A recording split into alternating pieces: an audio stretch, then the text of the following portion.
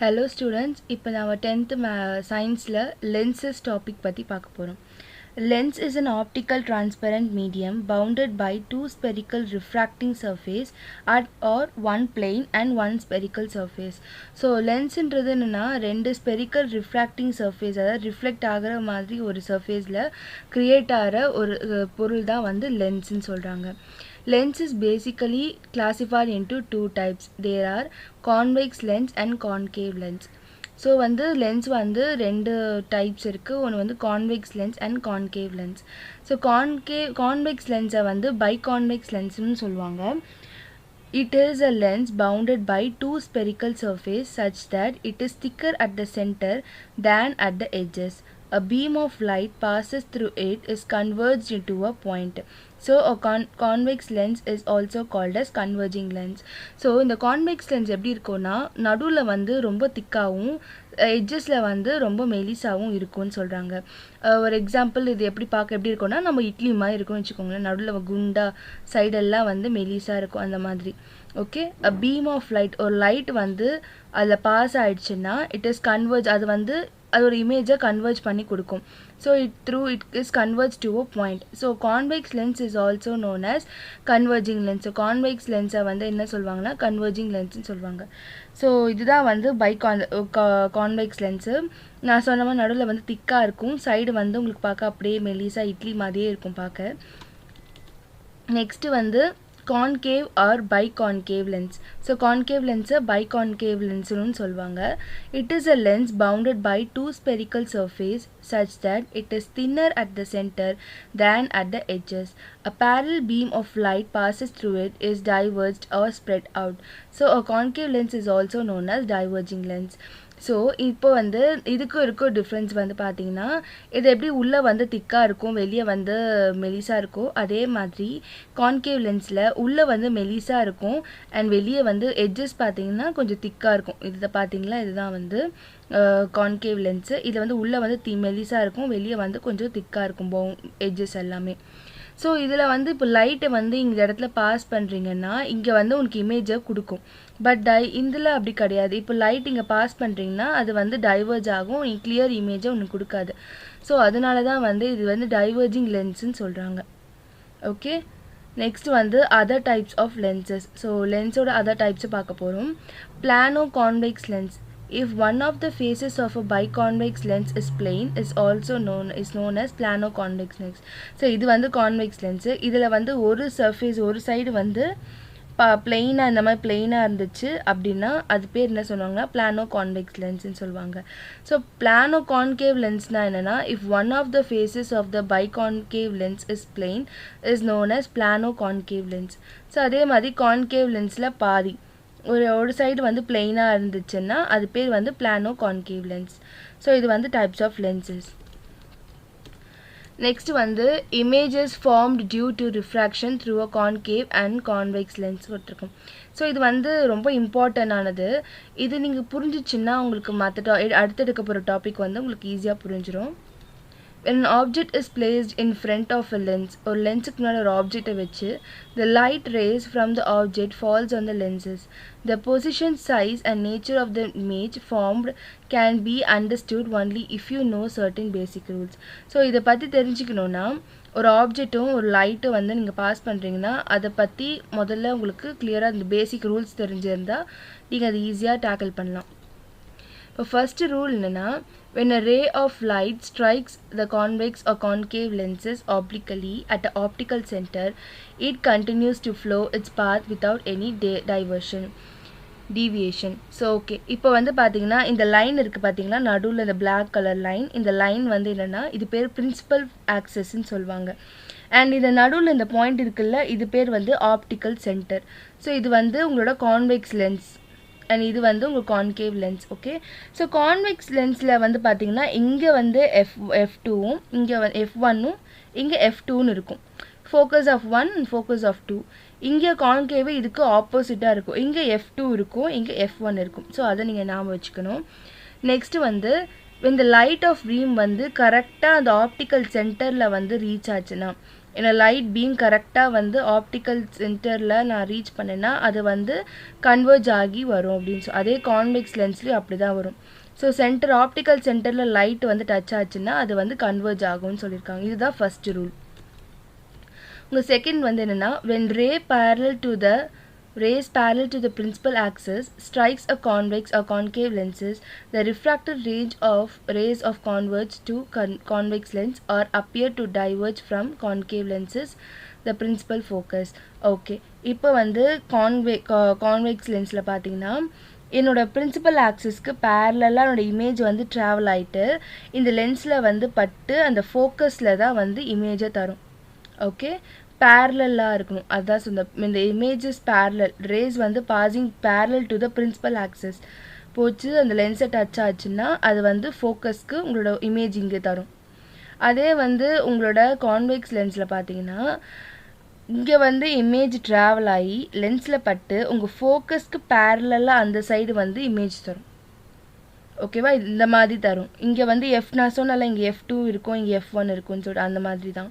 So இங்கே touch ஆகி அது வந்து வேற எங்கேயோ இமேஜ் காட்டும். So race passing parallel to optic axis அப்படின்னு கொடுத்துருக்காங்க.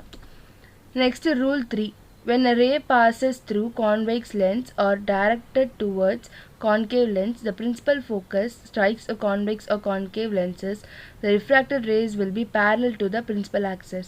So principal axis இப்போ நான் ஃபர்ஸ்ட் டைரக்டாக என்னோட F1ல வந்து நான் இமேஜை வந்து என்னோட லைட்டை வந்து ட்ராவல் பண்ணேன்னா அது வந்து அதோட ஃபோக்கஸ் எப்படி இருக்கும்னா பிரின்சிபல் ஃபோக்கஸ்க்கு வந்து பேரலாக இருக்கும். இந்த மாதிரி இமேஜ் தரும்.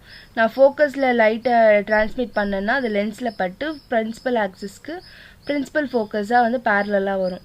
அதே இங்கே பார்த்தீங்கன்னா இதுவும் அதே மாதிரி தான். இப்போ லைட் பீமு வந்து நான் ஃபோக்கஸ்க்கு பாயிண்ட் கொடுத்தேன்னா அது வந்து என்னோடய இமேஜுக்கு வந்து கான்வெக்டாக தெரியும், அது வந்து பேரலாக தரும்.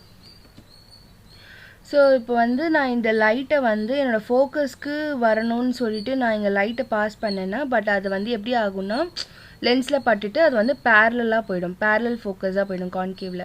ஸோ அதை தான் இங்கே வந்து சொல்லியிருக்காங்க. ஓகே, ஸோ இதில் வந்து நீங்கள் 2 ரூல் வந்து ஃபாலோ பண்ணிங்கனாலே போதும். 3ல் வந்து எனி 2 நம்ம ஃபஸ்ட்டு 2 வந்து தான் மோஸ்ட்டாக யூஸ் பண்ணுவோம். ஸோ அதுதான் இப்போ நெக்ஸ்ட் டாப்பிக்கில் யூஸ் பண்ண போகிறோம். So refraction through a convex lens. Let us discuss the information of the images by a convex lens when an object is placed at variable positions. So இப்போ நான் வந்து சொல்கிற டயக்ராம் வந்து நான் சொல்கிறத வந்து நீங்கள் அந்த டயக்ராமாக வந்து படித்தாலே உங்களால் அதை பற்றி எழுத முடியும். ஃபஸ்ட்டு வந்து ஆப்ஜெக்ட் அட் இன்ஃபினிட்டி. ஸோ என்னோட லைன் வந்து பிரின்சிபல் ஆக்சஸ் இருக்குது, நடுவில் ஆப்டிக் சென்டரில் என்னோடய லென்ஸை நான் ஃபிக்ஸ் பண்ணியிருக்கேன். என்னோடய ஆப்ஜெக்ட் வந்து எங்கே வச்சுருக்கேன்னா அது எங்கேயோ ஒரு தூரத்தில் அந்த ஆப்ஜெக்டை நான் வச்சுருக்கேன். ஸோ அந்த ஆப்ஜெக்ட் தூரமாக இருக்கும் போது அதில் லைட் வந்து பாஸ் ஆகும்போது என்னோடய ஆப்ஜெக்ட் வந்து அந்த லென்ஸில் படும்போது அது வந்து கிட்ட காட்டும். அதான் இங்கே கொடுத்துருக்காங்க. when an object is placed at infinity, நான் எங்கேயோ இடத்துல வந்து ஃபிக்ஸ் பண்ணியிருக்கேன். a real image is formed at the principal focus. So உண்மையான இமேஜ் வந்து ஒரு பிரின்சிபல் ஃபோக்கஸ் ஃபார்ம் ஆகுது. the size of the image is much smaller than that the object. So ஆப்ஜெக்டை விட அது வந்து ரொம்ப சின்னதாக வந்து காட்டுது. ஸோ தெரியும்ல, ஒரு கண்ணாடியில் கூட நம்ம ரொம்ப எங்கேயோ தூரத்தில் இருந்தோம்னா நம்ம இமேஜ் வந்து கண்ணாடியில் எப்படி தெரியும், சின்னதாக தெரியும். ஸோ அதுதான் இங்கே வந்து சொல்லியிருக்காங்க. when object is placed at infinity, எங்கேயோ ஒரு இடத்துல நான் ஃபிக்ஸ் பண்ணியிருக்கேன். a real image is formed at the principal. So இங்கே தான் பிரின்சிபல் ஃபோக்கஸ். இங்கே பிரின்சிபல் ஃபோக்கஸில் எனக்கு ஒரு இமேஜ் வந்து ஃபார்ம் ஆகுது. the size of the image, அந்த இமேஜோட சைஸ் எப்படின்னா ஒரிஜினல் இமேஜை விட இது ரொம்ப சின்னதாக இருக்குன்னு சொல்கிறாங்க. ஸோ நெக்ஸ்ட்டு வந்து ஆப்ஜெக்ட் பிளேஸ்ட் பியாண்ட் C. ஓகேவா, இப்போ இதுதான் வந்து பிரின்சிபல் ஆக்சிஸ். இங்கே வந்து F1, இது 2F2, 2F1, இங்கே வந்து F2, இங்கே 2F2. இது வந்து நான் 2 மீட்டர்ஸ் வந்து டிஸ்டன்ஸில் நான் வந்து மார்க் பண்ணி வச்சுக்கிறேன்னு வச்சுக்கோம். என்னோடய ஆப்ஜெக்ட் வந்து பியாண்ட் 2F1. ஸோ இந்த 2F1க்கு பியாண்டில் இங்கே பின்னாடி என்னோடய ஆப்ஜெக்டை நான் வைக்கிறேன். ஃபார் எக்ஸாம்பிள் ஏதாவது பாட்டில் மாதிரி வைக்கிறேன். ஸோ இங்கே வந்து நம்மளோட ரூல்ஸ் படி என்னது, ஃபஸ்ட்டு வந்து லைட் வந்து பேரலாக இருந்துச்சுன்னா அது வந்து ஃபோக்கஸை மீட் பண்ணும். ஸோ அதே டயக்ராம் மாதிரி தான் வரையணும். இங்கேருந்து ரேஸ் நீங்கள் வரையணும். இங்கேருந்து நேராக பேரலாக வரைஞ்சிச்சுன்னா அது வந்து ஃபோக்கஸை F2-வை வந்து மீட் பண்ணும். ஸோ அந்த ஃபோக்கஸில் ஒரு லைன் வரையணும். செகண்ட் என்னது, டேரெக்டாக வந்து ஆப்டிக்கல் சென்டரில் படும்போது அது எங்கே இது இப்போ வந்து ஆப்டிக்கல் சென்டரில் வந்து வருதுல்ல அந்த இமேஜில் ரேஸ் வரீங்க. ஸோ இந்த 2 ரேவும் வந்து எந்த இடத்துல இன்டர்செக்ட் ஆகுதோ அந்த இடம் தான் உங்கள் ஆப்ஜெக்ட் வந்து ஃபார்ம் ஆகுதுன்னு அர்த்தம். ஓகே, இப்போ இந்த 2 ரேவும் நீங்கள் வரைஞ்சிட்டு இந்த இடத்துல உங்களுக்கு இன்டர்செக்ட் ஆகுதா? ஸோ இந்த இடத்துல தான் உங்கள் ஆப்ஜெக்ட் வந்து ஃபார்ம் ஆகும். இப்போ வந்து தலையில் பாட்டில் கேப் இருக்கும், கீழே பாட்டில் இருக்கும். உங்களோட இமேஜ் கண்ணாடியில் எப்படி தெரியும்? உல்ட்டாவாக தெரியும். அதாவது பாட்டில் இங்கே, கேப் இங்கே இருக்கும், பாட்டில் இங்கே இருக்கும். ஓகேவா? ஸோ வந்து இதுதான் வந்து பியாண்ட் பின்னாடி அதாவது ஆப்ஜெக்ட் வந்து 2F ஃபோக்கஸ்க்கு பின்னாடி வச்சுன்னா உன்னோட இமேஜ் வந்து எங்கே ஃபார்ம் ஆகும்னா உன்னோட F2க்கும் 2F2க்கும் நடுவில் ஃபார்ம் ஆகும் இமேஜ். ஓகேவா? இப்படி இருந்தால் உன்னோட இமேஜ் நீ வரைஞ்ச டயக்ராம் வந்து கரெக்டாக நடத்தும். ஸோ இப்போ டயக்ராம் வரையும் போது எப்போவுமே இந்த கான்வெக்ஸ் லென்ஸை ரொம்ப குண்டாக வரைஞ்சிடாதீங்க, கொஞ்சம் லைட்டாக மெலிசாவே வரைங்க. அப்போ தான் உங்களுக்கு அந்த ஆரோஸ் வந்து ரேஸ் வந்து கரெக்டாக ஃபிக்ஸ் ஆகும். ஸோ நெக்ஸ்ட் வந்து object placed at C. So அதே மாதிரி பிரின்சிபல் ஆக்சஸ் வரைஞ்சிருக்கேன். Concave lens and F1, 2F1, F2 and 2F2 வரைஞ்சிருக்கேன். When object is placed at the center of the curvature. Center of the curvature-னா ஒன்றும் இல்லை, அது நான் எங்கே பாயிண்ட் பண்ணுறேன் அந்த ஆப்ஜெக்ட்ன்றது center of curvature. A real and inverted image is formed at the other side of the center of curvature. And edges தான் வந்து center of curvature எடுத்துப்போம். The size of the image is same at that object. Okay, இப்போ நான் வந்து 2F1ல வந்து என்னோட ஆப்ஜெக்டை fix பண்ணியிருக்கேன் பாட்டில். ஸோ அதே மாதிரி அந்த டூ ரூல்ஸை வந்து நான் ஃபாலோ பண்ணி நான் ரேஸை வரைகிறேன். அப்போது ரேஸ் வந்து எப்படி இருக்கும்னா இங்கேருந்து இங்கே மீட் பண்ணி உன்னை இந்த இடத்துல மீட் பண்ணும், அந்த ஃபோக்கஸை டச் பண்ணிவிட்டு போகும் ஃபஸ்ட்டு. நெக்ஸ்ட்டு வந்து ஆப்டிக்கல் சென்டர். ஸோ இது 2 இன்டர்செக்ட் ஆன இடம் வந்து எங்கன்னா 2F2. ஸோ இங்கே தான் அந்த அதாவது 2F1ல் உன்னோட இமேஜ் வச்சுன்னா கரெக்டாக 2F2ல் தான் வந்து உன்னோட இமேஜ் வந்து ரிஃப்ளெக்ட் பண்ணி காட்டும். ஓகேவா? இதுதான் வந்து object placed at C. Object placed between F and C. So சின்ற சென்டர் ஆஃப் கர்வேச்சர் தான் சொல்கிறல, இந்த லாஸ்ட் பாயிண்ட் ஃபோக்கஸ் பாயிண்ட் தான் வந்து சென்டர் ஆஃப் கர்வேச்சர் சொல்லுவாங்க. ஸோ இப்போ நான் வந்து இந்த F1க்கும் F1க்கும் 2F1க்கும் நடுவில் நான் ஆப்ஜெக்டை வந்து ஃபிக்ஸ் பண்ணுறேன். ஸோ இப்போ அந்த 2 ரூல்ஸ் படி அந்த ரேஸை வந்து வரையும் போது உன்னோட ஆப்ஜெக்ட் வந்து உங்கள் ரேஸ் எங்கே இன்டர்செக்ட் ஆகுதோ அந்த இடம் தான் ஆப்ஜெக்ட் ஃபார்ம் ஆகுதா? ஸோ இதுதான் பார்த்தீங்கன்னா இங்கே தான் ஆப்ஜெக்ட் ஃபார்ம் ஆகுது. ஸோ இதை வந்து அவங்க A', இப்போ இந்த ஆப்ஜெக்ட் வந்து ABன்னு ஃபிக்ஸ் பண்ணிப்போம். இதை வந்து தலைக்கீழாக இருக்கனால A', B' சொல்லிட்டு இங்கே நம்ம ஃபிக்ஸ் பண்ணியிருக்கோம். ஓகேவா? When an object is placed in between the center of the curvature and principal focus, a real and inverted image is formed beyond the center of curvature. So இந்த center of curvature பின்னாடி உன்னோட image வந்து form ஆகும். ஆனால் என்னென்னா the size of the image is bigger than the object. So உன்னோட object இருக்க சைஸுக்கும் இது வந்து ரொம்ப பெருசாக இருக்கும்னு சொல்கிறாங்க. ஸோ ஆட்டோமேட்டிக்காக நீ ரேஸை கரெக்டாக வரைஞ்சினாலே உன்னோட ஆப்ஜெக்ட் வந்து இவ்வளோ இந்த டிஸ்டன்ஸ் தான் உனக்கு காட்டும். Next object placed at the principal focus F. So கரெக்டாக இப்போ வந்து F1ல் நான் வந்து பிளேஸ் பண்ணுறேன் என்னோடய ஆப்ஜெக்டை. அப்போ வந்து அந்த ரேஸ் படி நம்ம ஃபாலோ பண்ணணும்னா இந்த பேரலாக இருக்கும், ஆப்ஜெக்ட் பேரலாக போயிட்டு லென்ஸில் பட்டுச்சுன்னா அது ஃபோக்கஸ் பாயிண்ட்டை மீட் பண்ணும். நெக்ஸ்ட்டு கரெக்டாக ஆப்ஜெக்டோட ஹெட் வந்து ஆப்டிக்கல் சென்டரில் ஹிட் ஆகணும். ஸோ உனக்கு வந்து இந்த இடத்துல வந்து என்ன இருக்குன்னா இன்ஃபினிட்டி, உன் இமேஜ் எங்கேயோ ஒரு இடத்துல, அதாவது இப்போதைக்கு இந்த இடம் வராது, பட் அந்த ரேஸ் வந்து பாஸ் ஆகிட்டே இருக்கும். பாஸ் ஆகி ஏதோ ஒரு இடத்துல வந்து ஒரு இமேஜ் வந்து ஆப்ஜெக்ட் வந்து ஃபார்ம் ஆகும். ஸோ அதுதான் இங்கே சொல்கிறாங்க, when object is placed at the focus, a real image is formed at infinity. எங்கேயோ ஒரு இடத்துல வந்து அந்த ரேஸ் மீட் ஆகும், அந்த மீட் ஆகிற இடத்துல ஆப்ஜெக்ட் வந்து ஃபார்ம் ஆகும்.